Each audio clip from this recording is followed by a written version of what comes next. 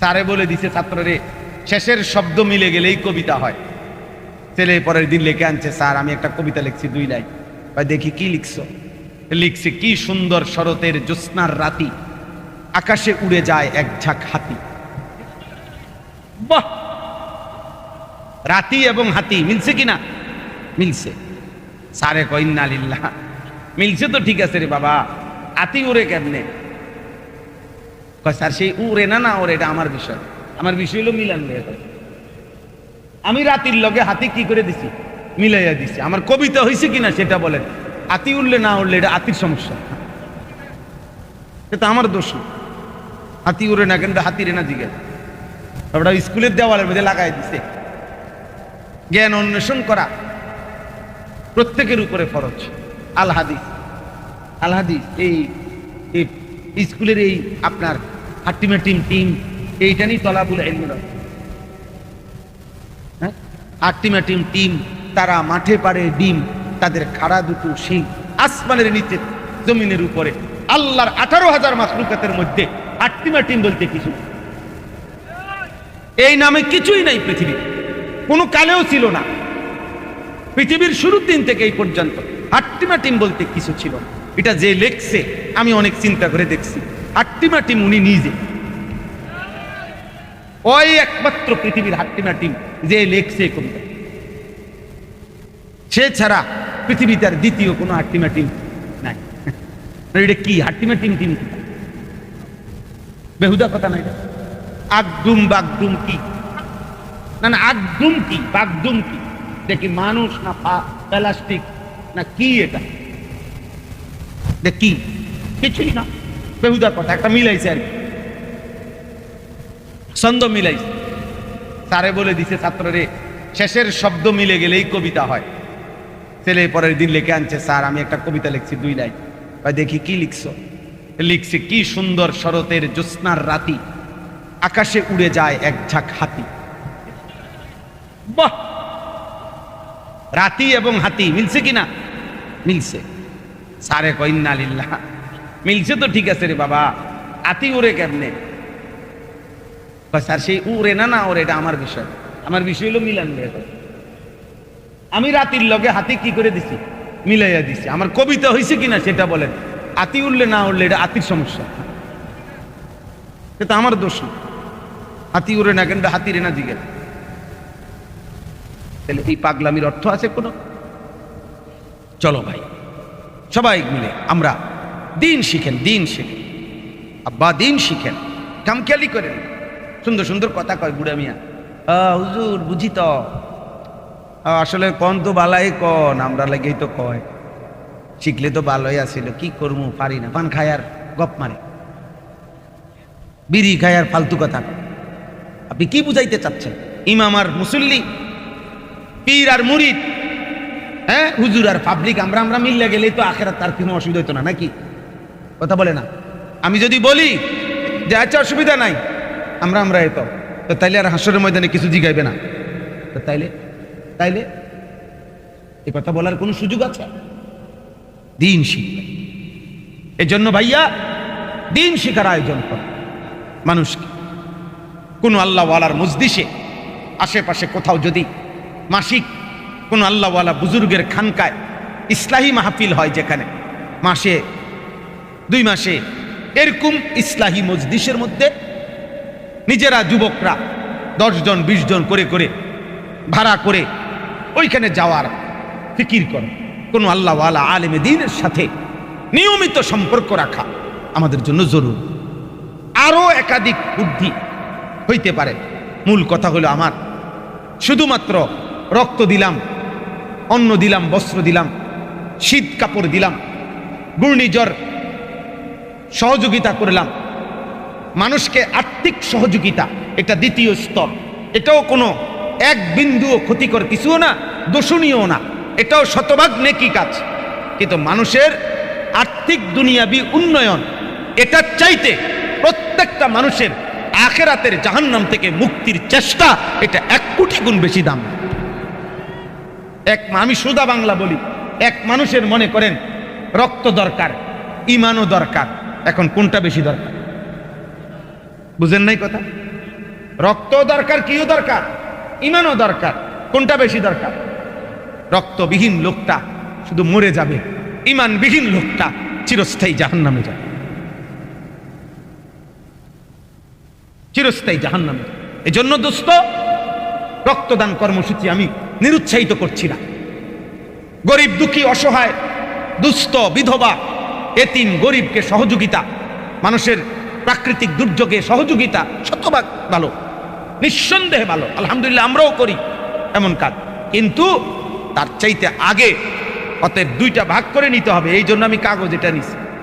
অর্থাৎ এখানে এরকম ভাগ করে বুঝাইতে হবে যে আখিরাতমুখী জীবন গঠনের জন্য আমাদের আয়োজন কি। কথা বুঝছেন না? আর দুই, দুনিয়াবি এই মানুষের আর্থিক সহযোগিতার ক্ষেত্রে আমাদের আয়োজন কি, এটা আলাদা বুঝাও, এটা আলাদা বুঝাও।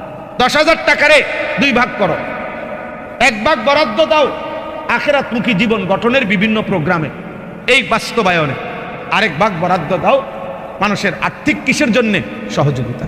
তাইলে বরকত হবে।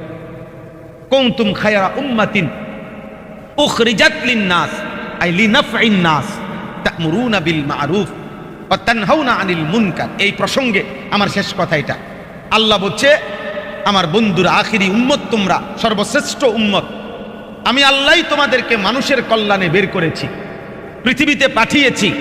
তাহলে আমরা উম্মতে মুহাম্মদীর ইমানদার, যারা আমরা রাসূলুল্লাহ সাল্লাল্লাহু আলাইহি সাল্লামের ইমানদার উম্মত, আমাদেরকে আল্লাহ বানাইছেনই মানুষের কল্যাণ। কি জন্য বলেন না? মানুষের এই লিন্নাস অর্থ তাফসীরে আছে লিনাফঈন নাস, মানুষের কল্যাণ। এখন মানুষের কল্যাণ কি করব আমি? তো আল্লাহ নিজেই বলে দিয়েছেন, তা'মুরুনা বিল মা'রুফ ওয়া তানহাউনা আনিল মুনকার। সমস্ত মানুষকে নেক কাজের আদেশ করবে, গুনাহের কাজ থেকে নিষেধ করবে। এটা হলো মানুষের প্রথম কল্যাণ। এই জন্য এই যুবকদেরকে ফেরানোর চেষ্টা করো আব্বা। লাখ লাখ যুবক আমাদের, তাগড়া ছেলে, সুস্থ সবল।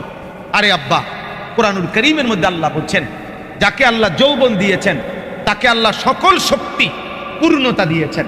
একেবারে মাথার চুল থেকে পায়ের নখ পর্যন্ত সারা দেহের সমস্ত অঙ্গের মধ্যে পূর্ণ শক্তি আল্লাহ যৌবনকালে দিয়ে। যৌবনকাল মানে হইল শুধু হাতের শক্তি আছে কিন্তু পায়ে শক্তি নাই এমন না, শুধু পিঠে শক্তি আছে কিন্তু বুকে শক্তি নাই এমন না, বরং মাথা, চোখ, নাক, কান, হাত, পা, পেট, পিঠ, লজ্জাস্থান, সকল অঙ্গে পূর্ণ শক্তি যাকে আল্লাহ দিয়েছেন। ওয়ালাম্মা বালাগা আশুদ্দাহু সুম্মা লিতাবলুগু আশুদ্দাকুম। আল্লাহ বলেন, শক্তি আমি পূর্ণতায় পৌঁছাই যৌবনকালে, যৌবনকালে। এই জন্য যেই সময় আল্লাহ পূর্ণ শক্তি, সামর্থ্য, যোগ্যতা দিয়েছেন, ওই সময় যদি তুমি আল্লাহকে সেজদা না করো, আল্লাহর গোলামি না করো, তাইলে দুষ্ট করবা কখন? এজন্য হাদিসের মধ্যে আছে, ইন্না রাব্বাকা লা ইয়াজুবু লিশ-শাবি লা সাবওয়াতা লাহু। নবীজি বলেন, কোন যুবক যৌবন সত্ত্বেও, যৌবন থাকা সত্ত্বেও অস্থিরতা, বেহায়াপনা আর গুনাহ থেকে যে বিরত থাকে, গুনাহের প্রত্যেকে যে বিরত, শাহওয়াতের প্রতি যার আকর্ষণ নাই, নারী, ছবি, জিনা, ব্যভিচার, নিজের হাতকে নিজের লজ্জাস্থানে নাপাক ব্যবহার করা, কোনো ভিন নারীর সাথে, ভিন ছেলের সাথে অবৈধ অপকর্ম করা, অস্থিরতা, উলঙ্গ ছবি দেখা, নর্তকী দেখা, জিনা ব্যভিচারের দৃশ্য দেখা, মোবাইলের আসক্তি, এগুলোর থেকে যে মুক্ত থাকে, খোদার কসম আল্লাহর নবী বলেন, আসমানওয়ালা রব ফেরেশতাদেরকে ডেকে বলে, আমি আমার এই জওয়ান বান্দার প্রতি আমি অবাক যে ওরে আমি পূর্ণ যোগ্যতা শক্তি দেওয়া সত্ত্বেও ও আমার ভয়ে আমার দিকে ফিরে আছে। তোদেরকে সাক্ষী রেখে বললাম, ওরে আমি আরশের নিচে ছায়া দান করব, ওরে আমি আমার আরশের নিচে ছায়া দেব। সেদিন আখেরাতে কোটি কোটি মানুষের সামনে, আজকে যেমন এই কয়েকজন মানুষ আমার ডানে বামে বসছে, স্টেজে বসছে আমরা, তো অন্যদের সকলের নজর ওনাদের দিকে। সেদিন আল্লাহ তাআলার আরশের ডানে বামে যারা বসবে, গোটা হাসরবাসী তাদের দিকে তাকায় দেবে, তাকাইয়া দেখে বলবে, আরে আরে আরে ওই যে তারে যে চিনি আমগো এলাকার নাইতে, ওইখানে। আল্লাহর ফেরেশতা বলবে, হ্যাঁ যুবক, সে তোমাদেরই এলাকার, কিন্তু সে আল্লাহকে রাজি খুশি করে আজ মালিকের আরশের ছায়ার মধ্যে অবস্থান করছে। আল্লাহ আমাদেরকে তৌফিক দান করেন, আল্লাহ আমাদেরকে কবুল করেন। দোস্ত, আমাদের হায়াত আমাদের বিরুদ্ধে আল্লাহ পাক সাক্ষী হিসাবে পেশ করবে। প্রত্যেকটা নাফরমান পাপী আল্লাহর কাছে জাহান্নামের আগুনে জ্বলতে গিয়ে বলবে, আল্লাহ আমারে দুনিয়ায় আর একটু সময়ের জন্য ফেরত যেতে দেন। রব্বানা আখরিজনা না'মাল সালিহান গায়রাল্লাযী কুন্না না'মাল। জাহান্নামী জাহান্নামের আগুনে ভীষণ দগ্ধ হয়ে আহা তিনটা জিনিস চাইবে প্রত্যেক জাহান্নামী আল্লাহর কাছে। এক নম্বরে বলবে, আল্লাহ আপনি আমাকে মৃত্যু দিয়ে দেন, আমি আর এই আযাব সইতে পারছি না। আল্লাহ বলবে, না, আর কোনো দিন মৃত্যুর কোনো ফয়সালা নাই, আর কোনো দিন মৃত্যু হবে না। দুই নম্বরে জাহান্নামী বলবে, আল্লাহ তাহলে একটু সময়ের জন্য জাহান্নামের আগুন বিরতি দেন, আমারে একটু হলেও বিশ্রাম দেন, 1 মিনিট, 10 মিনিট, 1 ঘন্টা, আমি আর পারছি না রে মাওলা। আল্লাহ বলবে, না বান্দা, 1 সেকেন্ডের জন্য লা ইউখাফফাফু মিন আযাবিহা, জাহান্নামের আযাবের বিরতি দেওয়া হবে না। এবার জাহান্নামী 3 নম্বরে বলবে, আল্লাহ তাইলে আমারে আরেকবার একটু সময়ের জন্য দুনিয়ায় ফেরত যেতে দেন, আমি নেক আমল করে আসি। আল্লাহ বলবেন, কেন? আওয়ালাম নুআম্মিরকুম, আমি কি তোমাকে হায়াত দেই নাই? 60 বছর কাকে দিছিলাম? 40 বছর কাকে দিছিলাম? 25 বছর কাকে দিছিলাম? আমি কি তোমাকে দেই নাই? আমি তো সময় দিয়েছি, আমি তো হায়াত দিয়েছি। মা ইয়াতাযাক্কারু ফীহি মান তাযাক্কারা, আমার উপদেশ, আমার ইবাদত, আমার স্মরণ করবার মতো সময় আমি দিছি বান্দা। ওয়াজাআকুমুন নাযীর, এমনকি বুঝাইয়া বলার জন্য দিবানিশি আমার পক্ষ থেকে ভয় প্রদর্শনকারী ইমাম, খতিব, ওয়াইজ, পীর, বুজুর্গ, ওলামা তোমার কাছে পাঠাইছি। বলো কি কারণে পারো না? বলো। দুপুর 1টা বাজে জোহরের আজান হইছে, বিকাল 4:30 বাজে আসরের আজান হইছে, 3.5 ঘন্টা আমি তোমার জোহরের ওয়াক্ত দিছিলাম। 3.5 ঘন্টায় 10 রাকাত জোহরের নামাজ কি পড়া যাইতো না? কথা বলে না? পড়া যেত না? তাইলে 1 ঘন্টা টাইম, 1 ঘন্টা 15 মিনিট সময়ের মধ্যে মাত্র 4 রাকাত ফজরের নামাজ কি পড়া যাইতো না? 1.5 ঘন্টা টাইমের মধ্যে কি 4 রাকাত আসরের নামাজ পড়া যেত না? বলে, বলো না ছেলেরা, বলো না। তাহলে আজকে 365 দিনে একদিনও যে ফজরের নামাজ পড়লা না, মুসলমানের বাচ্চা, তুই এত নাফরমান কেমনে হইলি? মানুষের বাচ্চা, কোন জানোয়ার এত বড় নিকৃষ্ট হইতে পারে না। কোন হাইওয়ান জানোয়ারকেও যদি বেটা বলতো, তো হাইওয়ান জানোয়ারও তো এর চাইতে আগে সেজদা দিত বেটা। এই তামাম পৃথিবী আল্লাহ তাআলা, কুকুর নির্দিষ্ট কিছু জিনিস ভোগ করে, শুকর নির্দিষ্ট কিছু জিনিস ভোগ করে, আর গোটা কায়নাতের সমস্ত কিছু আল্লাহ আমাদের ভোগের জন্য আল্লাহ আমাদেরকে দিয়েছেন। আল্লাহ বলেন, গোটা পৃথিবী দিয়ে তোরে পালি বেটা, তুই নাফরমান গাদ্দার, আমার মতো মালিকরে সেজদা দেস না, তোর চাইতে নিকৃষ্ট বেয়াদব। আমি এই জন্য প্রত্যেক দিন বলি, এটা যে নামাজ পড়ে না, যার কপালে সেজদা নাই, তার চাইতে বড় বেয়াদব, গাদ্দার, তার চাইতে বড় ঘাটতারা বেয়াদব আসমানের নিচে জমিনের উপরে কোনো জানোয়ারও নাই বেটা, কোনো জানোয়ারও নাই, কোনো জানোয়ার হইতে পারে না। কারণ এই গাদ্দার বড় শক্ত গাদ্দার। এত বড় কায়নাত যাকে আল্লাহ তাআলা তার জন্য দিছে, হুয়াল্লাযী খালাকা লাকুম মা ফিল আরদি জামিআ, গোটা জমিন আল্লাহ আমাদেরকে দিবেন আমাদের। সেই নাফরমান আল্লাহকে সেজদা করে না। হ্যাঁ, কই এখন মোটরসাইকেল চালাও না কা? এখন মোটরসাইকেল চালানো কেন? এখন মাতবুরি করো না কেন? আজকে খবর নাও মিয়া, গোটা মধ্যপ্রাচ্যের মধ্যে সবচেয়ে বেশি সুখ, বিলাসিতা, আনন্দ, ফুর্তি, সবচেয়ে উঁচু প্রাসাদ, মরু স্বর্গ, মরুভূমির স্বর্গ বানায় ফেলছিল যে দুবাইকে। মাত্র 1 মাস, 1 মার্চ কয়েকটা বোমা পড়ছে ইরানের।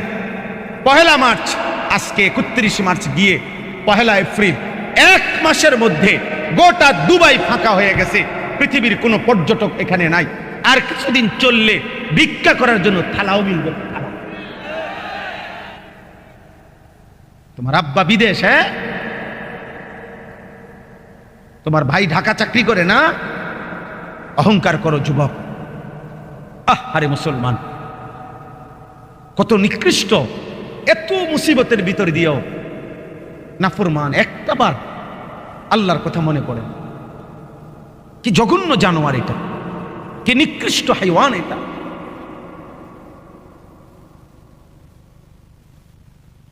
দেখেন না, এতবার নিষেধ করা হয়েছে, এরপরও কিছু বেয়াদব ছবি তুলতেই আছে। এই বেয়াদবরা বেয়াদবই থেকে যাবে, কোনো কিছুর কোনো পরোয়া নাই, কোনো পরোয়া। পৃথিবীতে কি হইতেছে, আগামী দিনে আমাদের সুখ আছে না দুঃখ আছে, আগামী দিনে আমরা মুসিবতে পড়বো না কি হবে, কোনো খবর নেই, কোনো খবর নেই। অসুবিধা কি? আমার আব্বা আছে, আমার আব্বা চুরি করে পারুক আর যেমনি পারুক আমার আব্বাই টাকার ব্যবস্থা করবে, খালাস। অসুবিধা কি? উনি যেমনি পারে ব্যবস্থা করবে, মা আছে ভাত রাইন্দা দিব যেমনি।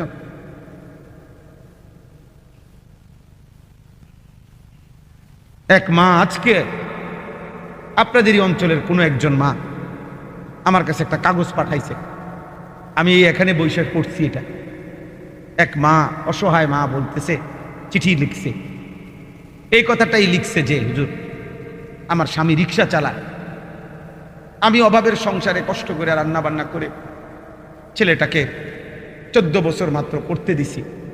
ছেলেটা সারা দিন রাত শুধু মোবাইল টিপে, এক ওয়াক্ত নামাজ পড়ে না, দোয়া চাইছে।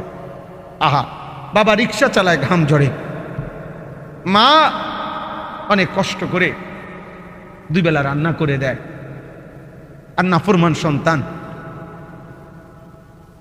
2 হাতে মোবাইল টিপে। আহা, মাও একদিন চলে যাবে, বাবাও একদিন চলে যাবে, কিন্তু মনে রাখো তোমাদের এই পাপ, তোমাদের এই লাগামহীন জীবন আগামীতে তোমাদেরকে দুনিয়াতেই কষ্ট দিবে। আমি বলে গেলাম, মনে রাখো ছেলেরা, তোমাদের 60 বছর বয়স্ক বাবা, চাচা, দাদা, ওনারা চলে যাবে কবরে আর কিছুদিন পরে। কিন্তু তোমরা যারা 14, 16, 18, 20 বছরের যুবক, আল্লাহ যদি তোমাকে হায়াত দেয়, তোমরা আরো 40 বছর, আল্লাহ তাআলা হায়াত দিলে আরো 50 বছর তোমরা 5 বাঁচবা। আগামী 40 বছর, 50 বছর পরে এই লাগাতার গুনাহ কোথায় পৌঁছাবে? ইনসাফ থাকলে ভাইবা দেখো, কবর তো আছেই, আখিরাত তো আছেই, হাশরের ময়দান তো আছেই, সে তো পরের কথা। দুনিয়ায় কষ্ট। ইন্নাল্লাযীনা ইউহিব্বুনা আন তাশিআল ফাহিশা ফিল্লাযীনা আমানু লাহুম আযাবুন আলীমুন ফিদ দুনিয়া ওয়াল আখিরাহ। কোরআনে আয়াত। আল্লাহ বলে, মুসলিম সমাজে যারা অশ্লীলতা ছড়িয়ে দেয়, বেহায়াপনা ছড়িয়ে দেয়, খোদার কসম আল্লাহ বলেন আমি তাদেরকে ভয়ানক আযাব দেব, ফিদ দুনিয়া ওয়াল আখিরাহ, দুনিয়াতেও আখিরাতে। আল্লাহু ইয়ালামু ওয়া আনতুম লা তা'লামুন, এবং কাকে কিভাবে আযাব দেব আমি জানি, তোমরা জানো। হাজার হাজার যুবক আছে যারা পুরুষত্বহীন, জিনা করতে করতে, অস্থির ছবি দেখতে দেখতে, উলঙ্গ দৃশ্য দেখতে দেখতে, নিজের হাত নিজের লজ্জাস্থানে নাপাক ব্যবহার করতে করতে এই হাইওয়ান এখন পৌরুষহীন। আমি জানি, আমি শত শত যুবকের সাথে, সারা বাংলাদেশের হাজারো যুবকের সাথে আমাদের সম্পৃক্ততা আছে। আমার জিন্দিগি ছেলেদেরকে নিয়ে, রাত দিন ভাবি ছেলেদেরকে নিয়ে, বলিও আমরা তো শুনি রে আব্বা, জিনা, ব্যভিচার, অশ্লীলতা, বেহায়াপনা পাগল বানায় দিছে মোবাইল। আমরা বুঝি না, সারা দিন রাত তুমি মোবাইল দিয়ে কি করো আমরা বুঝি না। আমরা চিরা খাই বেটা, চুলগুলো বেইমানের মতো বানাইছো, কারে দেখা? হ্যাঁ, আইসো না, বলো তুমি, তোমার বাপ নাই, তোমার মা নাই, তোমার কোনো বংশ নাই, তোমার কোনো সৃষ্টিকর্তা নাই, তোমার কোনো নবী নাই, তোমার কোনো কিতাব নাই, তোমার কোনো ধর্ম নাই,